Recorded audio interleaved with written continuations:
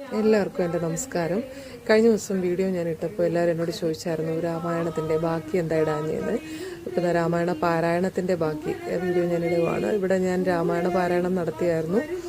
എനിക്ക് കുറേ നാളായി രാമായണം വായിച്ചിട്ട് അതിൻ്റേതായൊരു പതർച്ച എനിക്കുണ്ടായിരുന്നു. ഒരു വർഷത്തോളമായിട്ടുണ്ട് ഞാൻ വായന ചെയ്തിട്ട്.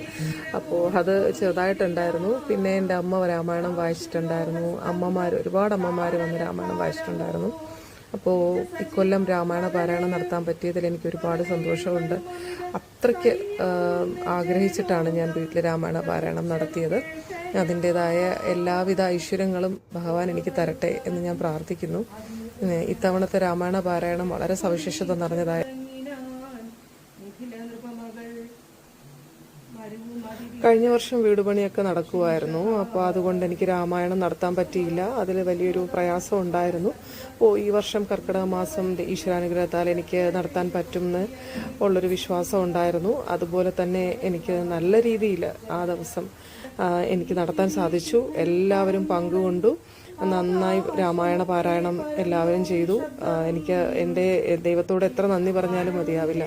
വീട്ടിൽ അത്രത്തോളം ഐശ്വര്യം കിട്ടുന്നൊരു കാര്യമാണ് രാമായണ പാരായണം എന്നൊക്കെ പറയുന്നത്. അതുപോലെ അവരുടെ പൂജകളും കാര്യങ്ങളും ഒക്കെ അതിലെല്ലാത്തിലും എനിക്ക് നന്നായി പങ്കുചേരാൻ സാധിച്ചു.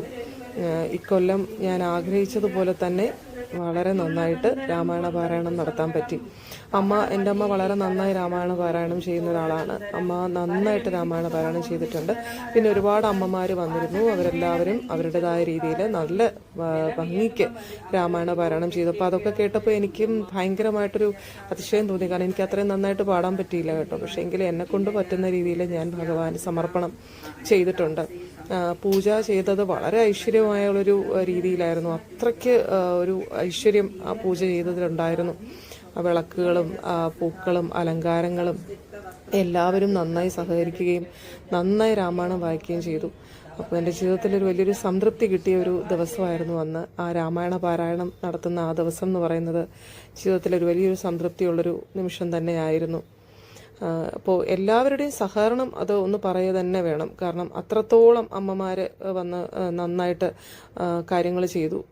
ഒരു അങ്കിൾ അവിടെ നിന്ന് ചെയ്യുന്ന നന്നായിട്ട് പുള്ളി പൂജാ ഒരുക്കങ്ങളും കാര്യങ്ങളൊക്കെ ചെയ്തിരുന്നു. ഈ രാമായണ മാസത്തിൽ വീട്ടിൽ രാമായണ പാരായണം ചെയ്യുക എന്ന് പറയുന്നത് ഒരു നിമിത്തമാണ്. അതൊരു ഭാഗ്യമാണ്. നമ്മുടെ ജീവിതത്തിൽ വലിയൊരു ഐശ്വര്യം കിട്ടുക എന്ന് പറയുന്നത്. അപ്പോൾ അതിനു വേണ്ടിയിട്ടാണ് എല്ലാവരും വീട്ടിൽ രാമായണ പാരായണം നടത്തുന്നത്. ഇതൊക്കെ ഇപ്പോൾ ഒരു ചടങ്ങ് മാത്രമായിട്ട് ഒതുങ്ങിക്കൂടുകയാണ്. മുമ്പൊക്കെ കർക്കിടക മാസത്തിലൊക്കെ ഇതൊക്കെ ഒരു ആചാരാനുഷ്ഠാനമായിട്ടൊക്കെ നടത്തിക്കൊണ്ടിരുന്നതാണ്. വലിയൊരു സമർപ്പണമായിട്ട് നടത്തിക്കൊണ്ടിരുന്ന ഒരു ചടങ്ങായിരുന്നു. പക്ഷേ ഇന്നിപ്പോൾ അതൊക്കെ ഒരു വീടുകളിലായി ഒതുങ്ങിക്കൂടി. ക്ഷേത്രങ്ങളിലൊക്കെ നടത്തുക വളരെ അത്യപൂർവമായി കാണുന്ന ഒരു കാര്യമായി തന്നെ മാറിക്കൊണ്ടിരിക്കുകയാണ്. ശരിക്കും പറഞ്ഞാൽ ഇതെല്ലാം പഴയ രീതിയിൽ തന്നെ കാര്യങ്ങൾ മുന്നോട്ട് കൊണ്ടുപോകണം എന്നാണ് ഞാൻ ആഗ്രഹിക്കുന്നത്. പിന്നെ ഞങ്ങൾ ഭക്ഷണമൊക്കെ കൊടുത്തായിരുന്നു എല്ലാവർക്കും. അവരെല്ലാവരും നന്നായിട്ട് ഭക്ഷണമൊക്കെ കഴിച്ചു. അവർക്കൊക്കെ വലിയ ഇഷ്ടപ്പെട്ടു.